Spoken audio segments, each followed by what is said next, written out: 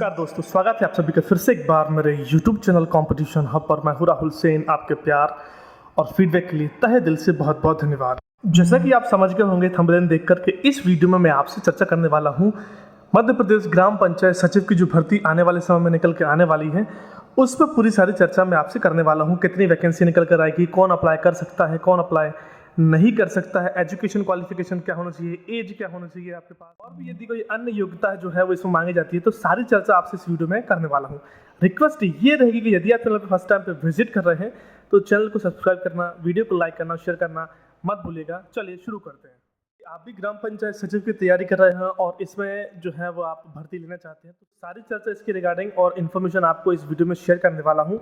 ग्राम पंचायत सचिव क्या होता है, सिलेक्शन कैसे होता है, क्वालिफिकेशन क्या होता है, age limit, exam pattern, syllabus, salary कैसे क्या रहते हैं, सारी चर्चा आपसे इस वीडियो में करने वाला हूँ।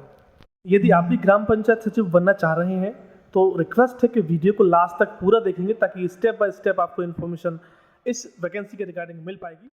ग्राम पंचायत सचिव के कुछ नाम अन्य और हैं, वो देख लीजिए आप। ग्राम पंचायत सेवक, ग्राम सेवक, पंचायत सेवक या फिर ग्राम पंचायत पर्यवेक्षक के नाम से भी जो है वो ग्राम पंचायत सचिव या फिर ग्राम सचिव को जो है वो जाना जाता है। जैसे कि आपको अवगत होगा कि सभी गांव में एक ग्राम पंचायत होती है जो सरकार के निर्देश के अनुसार ग्राम के विकास के लिए कार्य करती है। ग्रामीण विकास से जुड़ी जितनी भी आपकी सेवाएं रहती हैं सरकार की, जॉब कार्ड बनाना हो गया, आपका मनरेगा के तहत किसी को रोजगार गारंटी देना हो गया, और मूलभूत ढांचे के साथ साथ जितने भी विकास के कार्य हैं उन सभी के लिए एक ढांचा बना के प्रस्ताव जो है वो तैयार करके सरकार के समक्ष रखा जाता है। और जब सरकार इस पर अपनी सहमति दे देती है तो इसके लिए बजट जो है वो प्रदान किया जाता है और उसके बाद जो है वो ग्रामीण में या फिर ग्राम में जो है वो कार्य, आपके विकास कार्य जो है वो तेजी गति से चलते हैं। नियुक्ति के लिए ग्राम विकास विभाग के द्वारा रिक्त पदों की जानकारी कर्मचारी चयन आयोग या फिर उस राज्य का जो भी अधीनस्थ कर्मचारी चयन आयोग है उसके लिए जो है वो भेजी जाती है। फिर इसके बाद भर्ती प्रक्रिया की जो प्रोसेस है वो स्टार्ट की जाती है। और यदि आप भी ग्राम पंचायत सचिव बनना चाहते हैं तो जो भी एग्जाम होता है उस एग्जाम को क्लियर करने के बाद ट्रेनिंग होती है और ट्रेनिंग के बाद आपकी ज्वाइनिंग हो जाती है, लेकिन आपको एग्जाम क्रैक करना पड़ता है। ये रहेगी वीडियो के साथ लास्ट तक बने रहें। इन्फॉर्मेशन यदि आपको अच्छी लग रही है तो प्लीज़ वीडियो को लाइक करना, शेयर करना और चैनल को सब्सक्राइब करना मत भूलिएगा। भारत के सभी राज्यों में इसके सिलेक्शन के लिए अलग अलग योग्यताएं जो है वो मांगी जाती है, लेकिन खासतौर पे यदि मध्य प्रदेश की बात करें तो 10+2 या फिर 12वीं पास यदि आप हैं तो आप इस वैकेंसी के लिए अप्लाई कर सकते हैं। साथ में आपसे CCC कंप्यूटर का जो सर्टिफिकेट है वो मांगा जाता है। और यदि आपके पास लोकल लैंग्वेज भी है तो यहाँ पर आपको प्रमोशन में और आपके जो सिलेक्शन के चांसेस है उसमें आपको प्रेफरेंस मिल सकता है, क्योंकि CCC सर्टिफिकेट और लोकल लैंग्वेज वालों के लिए इसमें प्रेफरेंस खासतौर से दिया जाता है। थोड़ा सा यदि आपको ब्रीफ में समझा दूँ तो राज्यों को जो है वो जिलों में बांटा जाता है, जिलों को जो है वो ब्लॉक स्तर पर बांटा जाता है और ब्लॉक स्तरों को जो है वो ग्राम पंचायतों में विभाजित किया जाता है। तो पंचायत में ग्राम सचिव जो है वो ग्राम पंचायत के लेवल पर जो है कार्य करते हैं। लेकिन अभी कुछ दिन पहले एक न्यूज़पेपर में आर्टिकल निकल कर आया था कि इसके भर्ती के नियमों में जो है वो बदलाव किया गया है। खासतौर से यह भर्ती जो है वो 10वीं और 12वीं में जिन विद्यार्थियों के परसेंटेज अच्छे हैं, जैसा कि आपको पता होगा कि पोस्ट ऑफिस में भी इसी बेसिस पर जो है वो सिलेक्शन होता है कि जिसके परसेंटेज ज़्यादा होते हैं उसको इस वैकेंसी में जो है वो सिलेक्शन दे दिया जाता है। तो ऐसा एक अपडेट निकल कर आया था, इसके रिगार्डिंग लास्ट वीडियो में आपको इन्फॉर्मेशन मैंने प्रोवाइड कराया था। लेकिन जैसे ही वैकेंसी आती है तो सबसे पहले तो आपको ये देखना है कि वैकेंसी 10th और 12th लेवल के एग्जाम पर नहीं होने चाहिए, यह लिखित परीक्षा के आधार पर होनी चाहिए, ताकि जितने भी शिक्षित युवा हैं, शिक्षित विद्यार्थी हैं, चाहे 10वीं किया हो, 12वीं किया हो या फिर ग्रेजुएशन किया हो, सभी को एक समान अधिकार मिले और इस भर्ती में जो है आवेदन करने का और सिलेक्शन लेने का चांस सभी को मिले। यदि भर्ती जो है वो 10th और 12th के लेवल पर डायरेक्ट आती है तो आपको आपत्तियां लगानी है। आपत्ति कैसे लगानी है, कहाँ पे लगानी है, इसके रिगार्डिंग इसकी नेक्स्ट वीडियो जो मैं बनाऊंगा तो उसमें आप ज़रूर पार्टिसिपेट कीजिएगा, उसको देखिएगा, तो मैं वहाँ पर बताऊंगा आपको प्रॉपर्ली कि कहाँ कहाँ पे आपको आपत्ति लगानी है यदि ये वैकेंसी आपकी 10th और 12th लेवल के परसेंटेज पे आती है। क्योंकि होता यह है कि यदि 10th और 12th लेवल के परसेंटेज पे वैकेंसी निकल कर आती है तो इसमें धांधली जो रहती है बहुत बड़े लेवल पर होती है। कलेक्टर जो रहते हैं, तहसीलदार जो रहते हैं, उनके जो भी परिचित रहते हैं वो सभी अपने व्यक्तियों को जो है वो चयन करके लगवा देते हैं। और देखिए वैकेंसी का पता भी नहीं पड़ता है कि वैकेंसी कब निकली है और कब जो है वो उसकी ज्वाइनिंग हो चुकी है और कब जो है वो पोस्ट फिल हो चुकी हैं। आप यही सोचते रहते कि वैकेंसी अभी तक आई नहीं है, लेकिन वैकेंसी निकलने के बाद उसकी सारी प्रक्रिया समाप्त हो जाती है और आप तक कोई भी अपडेट नहीं आ पाता है।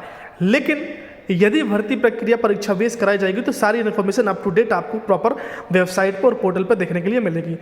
तो आपको करना यह है कि यदि 10th और 12th लेवल पे आनी तो आपको आपत्तियां लगानी है। बाकी गुंजाइश तो ये है कि परीक्षा लिखित आधार पर होनी चाहिए ताकि सभी विद्यार्थियों को इसमें पार्टिसिपेट करने का मौका मिले। अब देख लीजिए, थोड़ा सा यही बता देता हूँ, ग्राम सचिव जो है वो कौन होता है। देखिए, सरपंच जो रहता है वो जनता का प्रतिनिधि रहता है, जनता के द्वारा चुनकर आता है, जनता के लिए कार्य करता है। और सचिव जो रहता है वो सरकार का प्रतिनिधि रहता है और सरकार का कार्यवाहन करने के लिए उसका जो है वो दायित्व रहता है, सरपंच के साथ जो है वो मिलकर कार्य करना रहता है।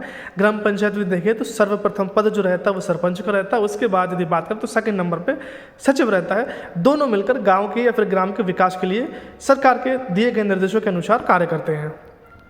इसके बाद यदि कर ली जाए बात आयु सीमा की कि आप किस आयु सीमा तक जो है वो इस भर्ती में अप्लाई कर सकते हैं, देख लीजिए सामने स्क्रीन पे आप देख पा रहे होंगे।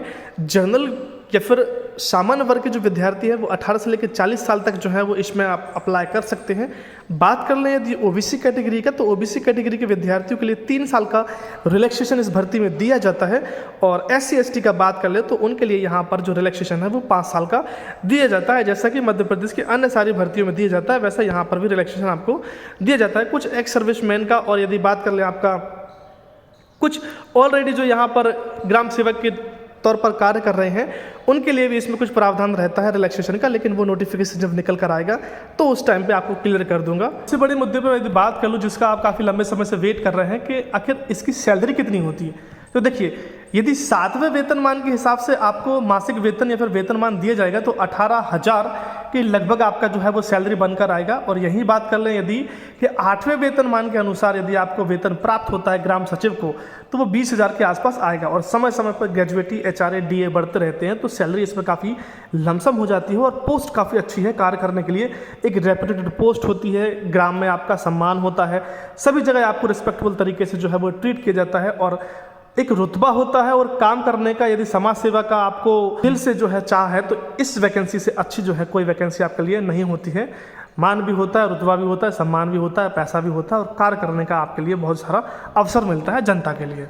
इसके बाद नेक्स्ट पॉइंट पे यदि बात करूं कि परीक्षा प्रणाली क्या होती है, सिलेक्शन कैसे होता है और इसका पैटर्न क्या होता है, तो देखिए 300 नंबर का जो है वो एग्ज़ाम होता है, 150 प्रश्न यहाँ पर पूछे जाते हैं, और कुल मिलाकर यहाँ पर जो है वो आपको 2 घंटे का समय पेपर के लिए दिया जाता है। सामान्य हिंदी के 100 नंबर के 50 प्रश्न आते हैं, इसी प्रकार सामान्य ज्ञान के 100 नंबर के 50 प्रश्न आते हैं, और सेम इसी प्रकार सामान्य तर्कशास्त्र या फिर जनरल इंटेलिजेंसी के 100 नंबर के 50 प्रश्न आते हैं।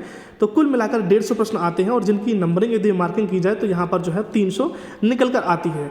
नेगेटिव मार्किंग यहाँ पर नहीं होती है, तो ये सबसे अच्छा प्लस पॉइंट रहता है आपके लिए।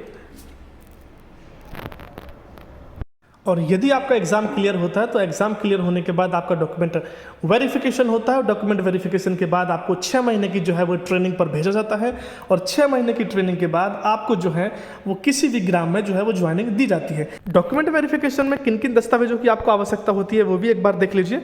डॉक्यूमेंट वेरिफिकेशन में 10th यदि आपने किया है, 12th यदि किया है, ग्रेजुएशन या फिर स्नातक किया है, तो इनकी ओरिजिनल मार्कशीट लगती है। देखिए डुप्लीकेट से आपका काम नहीं चलेगा, ओरिजिनल डॉक्यूमेंट्स जो है वो आपको लगना पड़ेगा। एक होता है प्रोविजनल, जैसे मान लीजिए आपने कोई भी डिग्री किया है या फिर डिप्लोमा किया है, तो प्रोविजनल डिप्लोमा या फिर प्रोविजनल डिग्री होती है, वो काम नहीं चलेगा। खासतौर से जो आपका ओरिजिनल डिग्री या फिर डिप्लोमा होता है ग्रेजुएशन में, वही आपका यहाँ पर जो है वो एप्लीकेबल होता है डॉक्यूमेंट वेरिफिकेशन में। कंप्यूटर CCC सर्टिफिकेट होता है, ये भी आपका कंपलसरी तरीके से मांगा जाता है।